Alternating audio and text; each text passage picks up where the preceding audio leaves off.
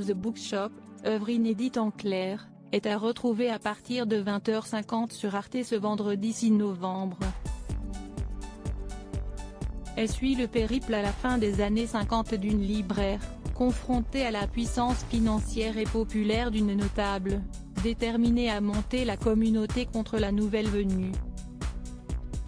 Une veuve malmenée depuis la Seconde Guerre mondiale, Florence Green retourne à Harborough, une bourgade située au nord de l'Angleterre dans laquelle elle a traversé son enfance. Sur place, elle rachète un bâtiment abandonné et décide d'ouvrir une librairie.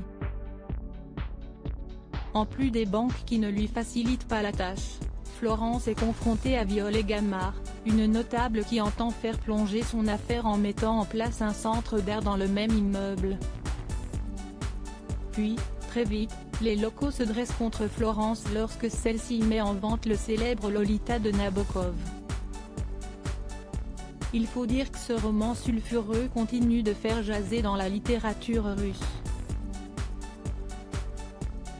Du point de vue du narrateur, il relate l'attirance du personnage principal, un professeur de littérature, pour les jeunes filles qu'il surnomme ses nymphètes. Une adaptation très soft sera ensuite proposée sur grand écran par Stanley Kubrick en 1962.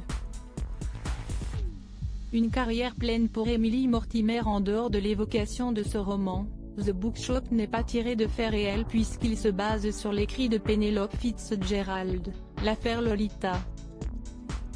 Au casting, Emily Mortimer tient le rôle principal.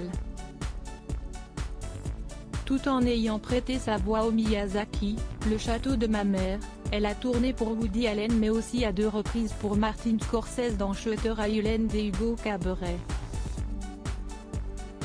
Avec un budget de 3,5 millions de dollars, le drame s'est facilement rentabilisé avec une recette représentant le triple de la somme engagée.